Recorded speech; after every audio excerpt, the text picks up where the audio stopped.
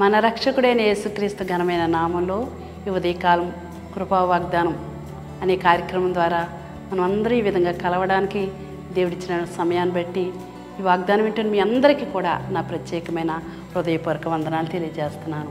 దేవుడు మిమ్ములను మీ కుటుంబాలను బహుగా ఆశీర్వదించును గాక. దేవుడు ఈ ఉదయకాలం మనకిస్తున్న వాగ్దానాన్ని ధ్యానించుకుందాం. ద్వితీయోపదేశకాండం 31వ అధ్యాయము 6వ వచనం.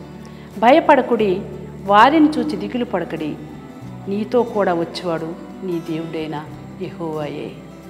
నిజంగా ఈ లోకంలో దుష్టుడు వేసే అగ్నిబాణాలకి మనం ఎంతగానో భయపడుతుంటాం. ఎంతగానో ఆ శోధన తట్టుకోలేక నలిగిపోతుంటాం, వేసారిపోతూ ఉంటాం.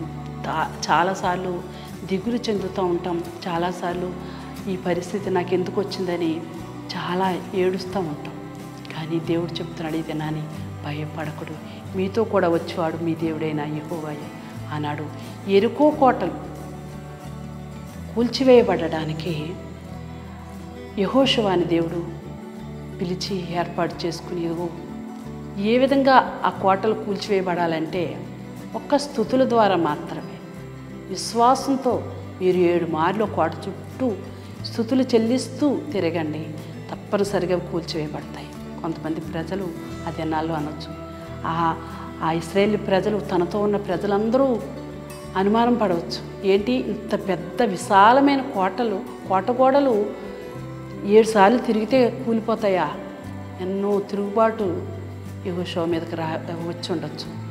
ఎంతోమంది అతన్ని చాలా హేళన చేసి ఉండొచ్చు. అయినప్పటికీ కూడా యెహోషువ దేవుడు చెప్పిన మాటను నమ్మాడు, విశ్వాసంతో ప్రయాణం చేశాడు. స్తుతులు చెల్లిస్తూ ఆ కోట చుట్టూ తిరుగుతూ దేవుణ్ణి జయ ధ్వనులతో ఆర్భాటంతో సేవిస్తూ ఉన్నప్పుడు, విశ్వాసంతో అడుగుతున్నప్పుడు దేవుడు అద్భుతంగా ఆ కోట గోడలు కూల్చివేయబడ్డానికి దేవుడు కృప చూపించేటండి. నిజంగా ఎఫెసీ పత్రికలో ఒక మాటను మనం చూసినట్లయితే ఎఫెసీ పత్రికలో ఉంది, ఇదిగో ఇవన్నీ విశ్వాసమనే డాలు పట్టుకుని దానితో మీరు దుష్టుని అగ్ని బాణములను ఆర్పుటకు శక్తిమంతులవుతారు. దేవునికి మహిమ కలుగును గాక. ఇదిగో లోకంలో దుష్టుడి అగ్ని బాణాలని ఆర్పివేయడానికి మనకి ఏం కావాలంటండి? విశ్వాసం అనే డాలు, ప్రార్థనా జీవితం అనే ఖడ్గం. తప్పనిసరిగా ఇవి మనం ధరించుకుంటే దుష్టుడు మన మీదకి ఎన్ని దాడులు చేసినప్పటికీ కూడా ఒక్క విధంగా కాదండి, దుష్టుడు అనేక విధాలుగా మన మీద దాడి చేస్తూ ఉంటాడు.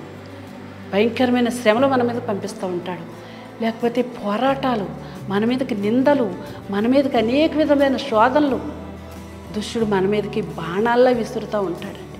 అప్పులు, బాధలు, కోర్టు సమస్యలు, లేకపోతే పిల్లకి పెళ్లి చేయలేదని నిందలు, లేకపోతే నీ బిడ్డకి ఇంకా ఉద్యోగం రాదని అనేక విధమైన మాటలు, ఎన్నో ఎన్నో ఎన్నో ఎన్నో విధాలుగా దుష్టుడు మన మీదకి ఎన్నో పోరాటాలు. అయినప్పటికీ కూడా మనం భయపడిన అవసరం లేదు. దేని గురించి మనం జడద్దు. ఈ దినాన్ని నీకు ఇస్తున్న వాగ్దానం ఏంటంటే, భయపడద్దు, నీతో కూడా వచ్చేవాడు నీ దేవుడైన యెహోవాయే. నమ్ముతున్నావా? నమ్మినట్లయితే నా దేవుడు నాతో ఉన్నాడు, నేను ఎటువంటి పరిస్థితికైనా నేను భయపడను, నేను జడియను.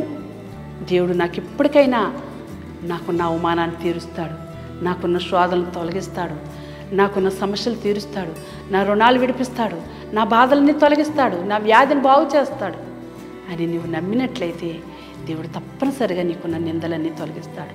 నమ్ముతున్నావా? తప్పనిసరిగా ఆ దినాల్లో యెహోషువకు ఇచ్చిన విశ్వాసాన్ని నీవు కూడా ధరించుకుని ఈ ఆపద్దినమున, నీకు వచ్చిన శ్రమ దినమున, దుష్టుడు వేచిన అగ్నిబాణాలకు నువ్వు భయపడకుండా దేవుని తట్టు చూసినట్లయితే, దేవుని వైపు ప్రార్థన చేసినట్లయితే తప్పక నీ సమస్య తీరుస్తాడు. దేవుడు నీకు, నీ కుటుంబానికి తోడేయండి, సమస్యలన్నీ తీర్చి నీకున్న కష్టాలన్నీ తొలగించి దేవుడు నీ జీవితంలో అద్భుతాలు, ఆశ్చర్యాలు జరిగించునుగాక.